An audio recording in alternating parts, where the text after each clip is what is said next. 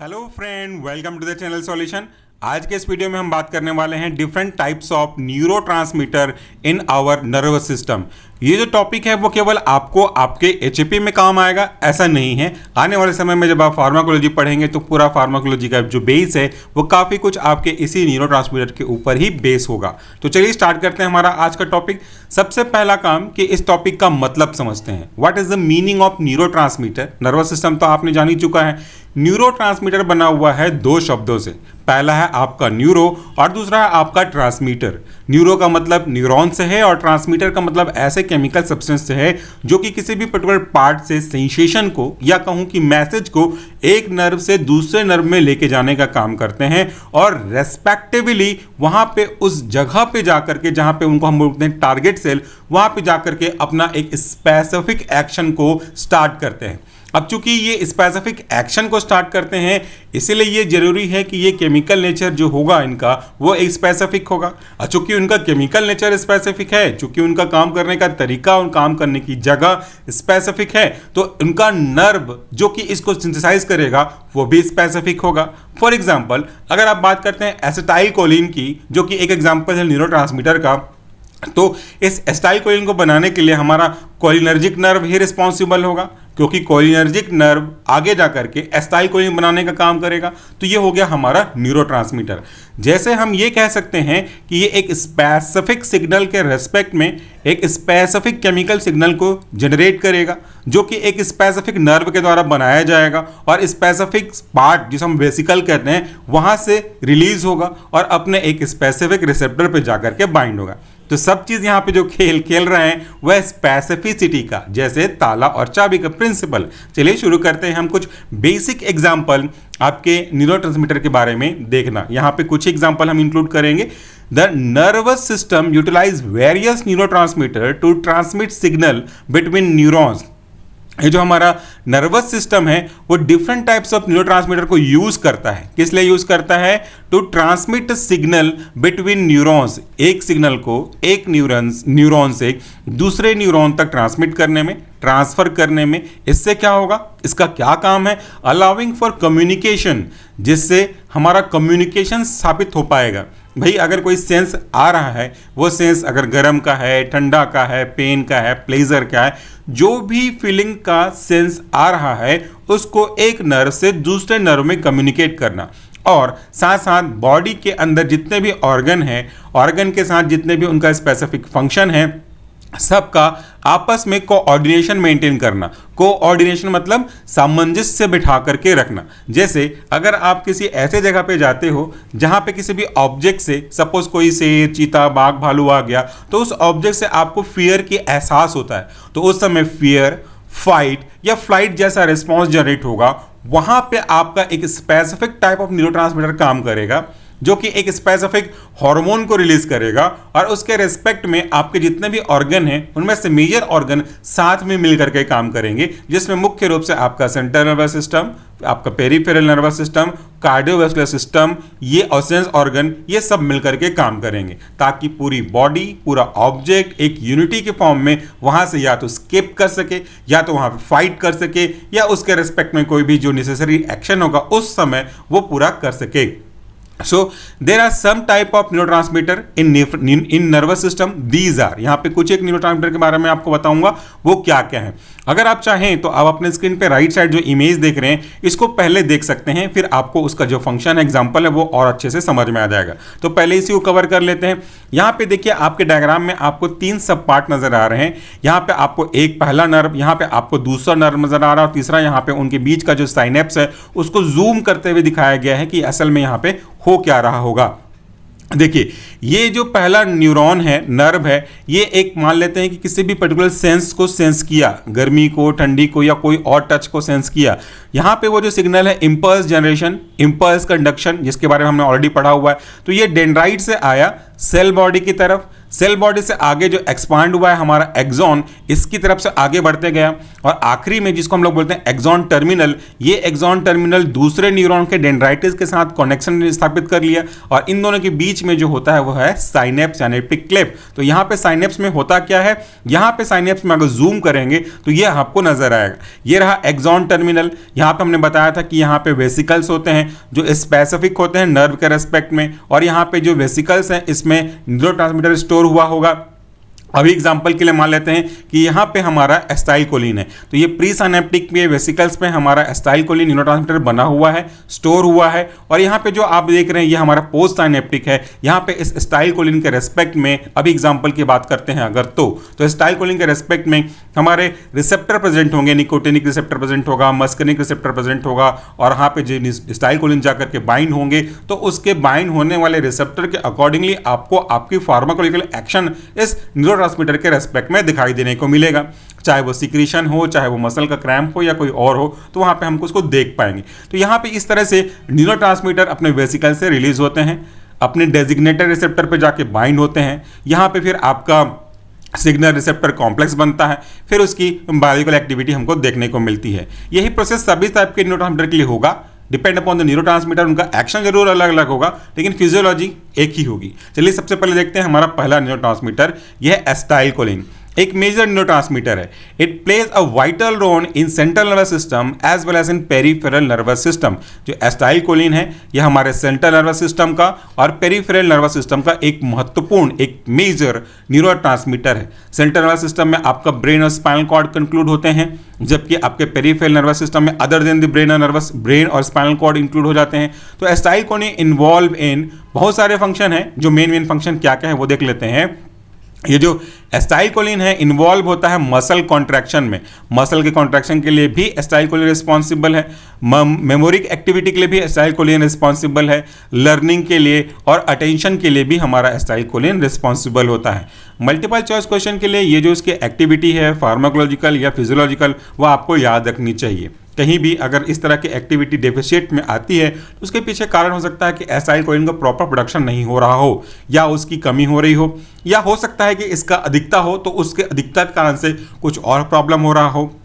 For example parkinsonism में acetylcholine का level ज़्यादा हो जाता है तो उससे एसोसिएटेड, यानी कि यहाँ पे जो आप फंक्शन देख रहे हैं उसमें आपको हाइपर एक्टिविटी देखने को मिलेगी। वहाँ पे हमारा ऑब्जेक्ट इसको कम करना है, वेयरएज जब कभी भी कम हो जाता है तो हमारा ऑब्जेक्ट इसको ज़्यादा करना होगा। तो आपको उसका नेचर, उसका फार्माकोलॉजिकल एक्शन, फिजियोलॉजिकल एक्शन पता होना चाहिए। दूसरा जो हमारा न्यूरोट्रांसमीटर है वह आपका डोपामिन। पार्किंसन में डोपामिन की कमी हो जाती है, वहाँ पे हमारा ऑब्जेक्टिव ये होता है कि डोपामिन को बैलेंस करें। और उसको बैलेंस करने के दो तरीके होते हैं in the respect of parkinsonism, या तो आप एसिटाइलकोलिन के लेवल को कम करें या डोपामिन को रिप्लेस करके इसको वापस से मेकअप करें। यहाँ पे देख लेते हैं डोपामिन के बारे में कुछ points as well as their pharmacological या physiological action. Dopamine is involve in reward and pleasure pathway. Reward and pleasure pathway कहने का मतलब है जब कभी भी हम किसी भी व्यक्ति को ये कहते हैं कि आप ये काम कर लो, ये आप सीख जाओ, तो उसके बदले में आपको ये इनाम मिलेगा। तो ये रिवार्ड और प्लेजर एक्टिविटी के लिए जो मोटिवेट करने का है, जो एक प्रकार से कह लीजिए एक स्टेप कैरी फॉरवर्ड करने का है, वो यहाँ पे डोपामिन की वजह से होता है। फार्माकोलॉजी में जब आप एक्सपेरिमेंटल एनिमल के ऊपर पढ़ेंगे अलग अलग एक्सपेरिमेंट के बेसिस पे, तो वहाँ पे रिवॉर्ड एंड प्लेजर एक पैथवे है, एक इवोल्यूशन पैरामीटर है, as well as motor control. इसके साथ साथ रिवॉर्ड एंड प्लेजर पाथवे के साथ साथ डोपामिन जो है मोटर एक्टिविटी को कंट्रोल करता है। मोटर एक्टिविटी के बारे में भी हमने पढ़ा हुआ है, सेंसरी नर्व और मोटर नर्व दो अलग अलग है, तो रेस्पेक्टिवली मोटर के फंक्शन को यहाँ पे कंट्रोल करेगा। इसके साथ में ये मोटिवेशन एक्टिविटी को और मूड के रेगुलेशन को मैनेज करने का काम करता है। It play a role in condition like Parkinson disease and schizophrenia. ये दो महत्वपूर्ण डिजीज में इसका जो इन्वॉल्वमेंट है वो देखने लायक होता है, की फीचर होता है, जैसे पार्किंसोनिज्म में और साइजोफ्रेनिया में। पार्किंसोनिज्म एक ऐसा प्रॉब्लम है जहां पे हमारे एसिटाइलकोलिन और डोपामिन इन दोनों के बैलेंस फ्लक्चुएट होने लगते हैं। होना ये चाहिए कि दोनों अपने अपने ऑप्टिमम लेवल पे हों, दोनों बराबर हों, तराजू के दो पल्लुओं की तरह। लेकिन होता ये है कि एसिटाइलकोलिन का लेवल या तो ज़्यादा हो जाता है या तो डोपामिन का लेवल हमारा कम हो जाता है। तो वहाँ पे ट्रीटमेंट की जो स्ट्रेटजी है वो ये है कि वापस से इनको पहले के जैसा रीस्टोर किया जाए। उसके लिए फिर से दो आपके पास ऑप्शन बचते हैं। क्योंकि अगर एसिटाइलकोलिन ज़्यादा हो गया है तो हम आपको उसको कम करना होगा। इसके लिए एंटीकोलिनर्जिक ड्रग देना पड़ेगा, कोलिनेस्टेरेज को स्टार्ट करना पड़ेगा, या तो फिर डोपामिन को आपको रिप्लेस करना पड़ेगा। वहाँ पे आप एक प्रॉब्लम और जानोगे आगे वाले समय में जब फार्माकोलॉजी पढ़ेंगे कि हम डोपामिन को एज सच नहीं दे पाते, क्योंकि वहाँ पे इसका पेरिफेरल मेटाबॉलिज्म हो जाता है। तो उस प्रॉब्लम से ओवरकम करने के लिए हम इसका जो सब्स्टिट्यूट है लीवोडोपा उस फॉर्म में देते हैं, जो कि अल्टीमेटली जाके डोपामिन में बदल जाता है और डोपामिन की कमी को रिप्लेस करता है। ये प्रिंसिपल फॉलो करता है फार्माकोलॉजी में, इसको बोलते हैं रिप्लेसमेंट प्रिंसिपल। तो दो न्यूरोट्रांसमीटर के बारे में हमने पढ़ा। तीसरा है आपका सीरोटोनिन। सीरोटोनिन बहुत काम आएगा, हमारे लाइफ में एक महत्वपूर्ण पार्ट प्ले करता है, बिकॉज हम इसे हैप्पी हार्मोन भी कहते हैं। Serotonin is important for regulating mood. ये हमारे मूड को, स्लीप साइकिल को, एपेटाइट को और दूसरा कॉग्निटिव फंक्शन को रेगुलेट करने में महत्वपूर्ण भूमिका निभाता है। हमारा मूड कैसा है, सीरोटोनिन को मैंने कहा कि हैप्पी हार्मोन बोलते हैं ना, तो हमारा मूड कैसा है, इस मूड को डिसाइड करता है या हम चिड़चिड़े हो रहे हैं या हम खुश हैं, उसको डिपेंड करेगा। स्लीप साइकिल को, जिसको आगे अगर के आप सर्कैडियन साइकिल में पढ़ोगे, एपेटाइट को यानी कि भूख को, और दूसरे कॉग्निटिव फंक्शन को यानी कि आपकी याददाश्त, बौद्धिक क्षमता से रिलेटेड फंक्शन, रिकॉल करना, किसी को पहचानना, कुछ स्पेसिफिक बेसिक कैलकुलेशन करना, जो भी आपकी बौद्धिक स्तर पर फंक्शन होते हैं, उसके ऊपर ये जो सेरोटोनिन है महत्वपूर्ण प्रभाव डालता है। It is involve in condition such as depression. ये डिप्रेशन के केस में कैसे बताता हूं आपको मैं, depression, anxiety, obsessive compulsive disorder, इनमें एक की फैक्टर का काम करेगा। यानी कि अगर आप देखोगे कि कोई भी व्यक्ति डिप्रेस कंडीशन में है, एंजाइटी कंडीशन में है या ऑब्सेसिव कंपल्सिव डिसऑर्डर, या इसको हम लोग ऑब्सेसिव कंपल्सिव डिसऑर्डर को हम लोग फोबिया भी बोल सकते हैं, तो उस केस में आप देखोगे कि वहाँ पे सेरोटोनिन के लेवल में फ्लक्चुएशन देखने को मिलेगा, डाउन साइड वो रहेगा थोड़ा सा, डिपेंडिंग अपॉन द सिचुएशन उसका लेवल जो है एक स्पेसिफिक लेवल से कम नजर आएगा। क्योंकि इसको मैंने कहा कि ये एक हैप्पी हार्मोन है, डेफिनेटली इसकी कमी से हमारा जो हैप्पीनेस का लेवल है वो भी डाउन होता जाएगा, और हैप्पीनेस जब डाउन होता जाएगा, depression, anxiety, obsessive compulsive disorder, ऐसे सिम्टम हमको देखने को मिलते रहेंगे। इसके बाद हमारा एक और जो न्यूरोट्रांसमीटर है वह है नॉरएपिनेफ्रिन। ये भी आप लोग आगे पढ़ेंगे या मेरे ख्याल से आप लोग पढ़ चुके होंगे। Norepinephrine is involve in fight और फ्लाइट रिस्पॉन्स। इसको हम लोग जानते हैं सिंपैथेटिक सिस्टम में हमने पढ़ा हुआ है, जो आपको सिंपैथी देता है उसे हम सिंपैथेटिक सिस्टम कहते हैं। इसका मेन फंक्शन है फियर, फाइट और फ्लाइट, यानी कि लड़ना या वहां से भागने में मदद करने वाला सिम्टम। जो नॉरएपिनेफ्रिन है बहुत महत्वपूर्ण पार्ट प्लेगा इन्हीं दो चीज़ों में, फाइट और फ्लाइट के केस में। ये साथ साथ अलर्टनेस कॉज करता है, अटेंशन के लिए रिस्पॉन्सिबल है और एरोजोल के लिए रिस्पॉन्सिबल है, यानी कि हमारे लिए जागने का जो स्पेसिफिक फीचर है उसके लिए रिस्पॉन्सिबल है। It play a role in condition such as depression, attention deficit hyper activity disorder, जिसे शॉर्ट में एब्रिवेटेड हम कहते हैं ADHD, and post traumatic stress disorder, जैसे हम PTSD या पोस्ट ट्रॉमेटिक एंजाइटी भी बोलते हैं। उन सब केस के लिए भी ये रिस्पॉन्सिबल होता है, इनका जो लेवल है कम हो जाना उसके लिए रिस्पॉन्सिबल होता है। चलिए मैं आपको दो चीज़ों को और एक्सप्लेन करता हूँ। जो सेकंड पैराग्राफ है, it plays a specific role in condition such as depression. Depression मतलब एक ऐसा कंडीशन जहाँ पे आप ऐसे चीज़ों के लिए उत्साहित नहीं हो रहे हैं जिन चीज़ों के लिए पहले हुआ करते थे। फॉर एग्जाम्पल मान लेते हैं, मैं अपना एग्जाम्पल ले लूँ, तो कुछ समय पहले अगर मैं पढ़ाने के लिए, वीडियोस बनाने के लिए सुपर एक्साइटेड हुआ करता था, कितने भी थकावट होने के बावजूद भी मुझे ये काम करने में मज़ा आता था, तो वो मेरी एक फेवरेट हॉबी हुआ करती। किसी को मूवी देखना, किसी को गाने सुनना, गाने गाना, गाना बनाना, एसेट्रा काम में बहुत मज़ा आता हुआ होगा। लेकिन किसी भी कारण से आपके उस काम में अब दिलचस्पी ना रहे और आप उस काम को करने में भी कोई इंटरेस्ट ना शो करें जिसके लिए आप डेस्परेट हुआ करते थे, तो हम समझ सकते हैं कि वो एक कदम आगे बढ़ रहा है डिप्रेशन की ओर। तो उसको हम लोग बोलते हैं उदासीपन। यहाँ पे ये नॉरएपिनेफ्रिन का लेवल कम होना इसकी एक निशानी है। Attention deficit hyper activity disorder, यह एक ऐसा कंडीशन है जहाँ पे हम अटेंशन सीक करते हैं, जहाँ पे हम चाहते हैं कि कोई हमारी तरफ ध्यान दे, और उस ध्यान देने के लिए हम कुछ स्पेसिफिक एक्टिविटी करने लगते हैं ताकि सामने वाला का जो ध्यान है वो कहीं और जिसके ऊपर है उससे हट करके हमारे ऊपर आए। ये हम बिहेवियर में अपने इन्वॉल्व करने लगते हैं। और पोस्ट ट्रॉमेटिक स्ट्रेस डिसऑर्डर मतलब होता है जब कभी भी कोई दुर्घटना घट जाती है, उस घटना के घटने के कई महीनों, कई सालों बाद जब हम वापस से उस घटना या उस जगह के कॉन्टेक्ट में आते हैं या रिकॉल करते हैं, तो फिर से हम उस स्ट्रेस कंडीशन में चले जाते हैं। इसे ही कहते हैं पोस्ट ट्रॉमेटिक स्ट्रेस डिसऑर्डर या पोस्ट ट्रॉमेटिक एंजाइटी, जो कि एक एंजाइटी का टाइप है। ये आपको समझ में आ गया पहला स्लाइड हमारा। चलते हैं सेकेंड स्लाइड पे। सेकेंड स्लाइड में हम कुछ और न्यूरोट्रांसमीटर के बारे में बात करेंगे, थोड़ा सा अपन फास्ट मूव करेंगे अब। गामा अमाइनो ब्यूटारिक एसिड, जिसे हम शॉर्ट में गाबा कहते हैं, ये आगे आकर के आपके बी फार्मेसी 4th सेमेस्टर में जब आप फार्माकोलॉजी पढ़ोगे तो आपको ये बहुत काम आएगा। पूरा टॉपिक का जो यूनिट है वो इसी पे बेस्ड होता है। शॉर्ट में इसे हम गाबा कहते हैं। गाबा इज एन इनहिबिटरी न्यूरोट्रांसमीटर। किस तरह का न्यूरोट्रांसमीटर है? इनहिबिटरी न्यूरोट्रांसमीटर है। इनहिबिटरी मतलब ये अब आपको इनहिबिट करेगा, तो ये चीज याद रखिएगा मल्टीपल चॉइस क्वेश्चन में। GABA is an inhibitory neurotransmitter that helps in regulating neuronal excitability.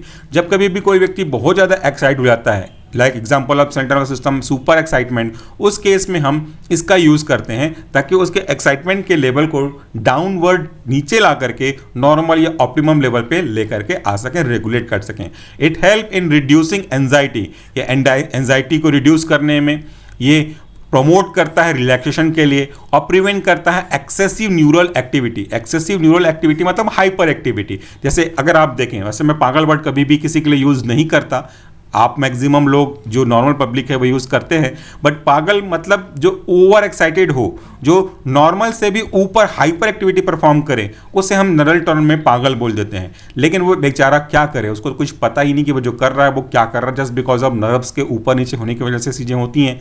तो हम उस प्रॉब्लम को कम करने के लिए इस गाबा के न्यूरोट्रांसमीटर को यूज़ करते हैं। नेक्स्ट है हमारा ग्लूटामेट। ग्लूटामेट के बारे में क्या खास बात है? Glutamate is an excitatory neurotransmitter. देखिए, गाबा और ग्लूटामेट दोनों ऑपोजिट है। गाबा हमारा इनहिबिटरी था, यहां पे लिखा हुआ है, अंडरलाइन करना चाहें तो कर सकते हैं। GABA was inhibitory whereas glutamate is an excitatory neurotransmitter.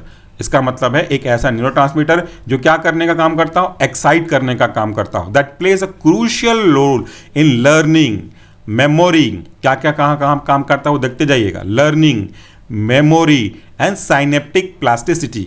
साथ साथ एक महत्वपूर्ण point, it is the most abundant neurotransmitter in central nervous system. यह हमारे सेंट्रल नर्वस सिस्टम का सबसे ज्यादा पाए जाने वाला न्यूरोट्रांसमीटर है। कौन? ग्लूटामेट। आगे बढ़ते हैं। नेक्स्ट हमारा न्यूरोट्रांसमीटर है glycine. Glycine is an inhibitory neurotransmitter. Again this is an inhibitory neurotransmitter involve in the spinal cord and brain stem. Spinal cord and brain stem मतलब बोला जा रहा है आपके सेंट्रल नर्वस सिस्टम में। Where it helps regulate motor and sensory pathway, जो आगे जाकर के मोटर और सेंसरी पाथवे को रेगुलेट करने में मदद करता है। मोटर पाथवे मतलब जो मैसेज आपके ब्रेन से आपके बॉडी के पार्ट में जा रहा हो, और सेंसरी नर्व मतलब जो कि आपके बॉडी के डिफरेंट पार्ट से मैसेज को आपके towards the central nervous system यानी कि ब्रेन तक पहुंचा रहा हो, उस पाथवे को रेगुलेट करने का काम करता है हमारा ग्लाइसिन न्यूरोट्रांसमीटर। नेक्स्ट है आपका एंडोर्फिन। ये भी आप फार्माकोलॉजी में पढ़ेंगे। Endorphin is a natural pain killer. इसके बारे में अगर आप कभी सुनेंगे, गूगल में भी सर्च करेंगे तो आपको बता देगा, छोटे मोटे पेन को हमारे बॉडी यूं ही निकाल देता है जस्ट बिकॉज ऑफ एंडोर्फिन्स। ये क्या है? Endorphin are neuropeptide, this are the peptide in nature, neuron में पाए जाते हैं इसलिए neuropeptide, that act as a natural pain killer, मतलब जो आपके पेन को सप्रेस करने का काम करता है।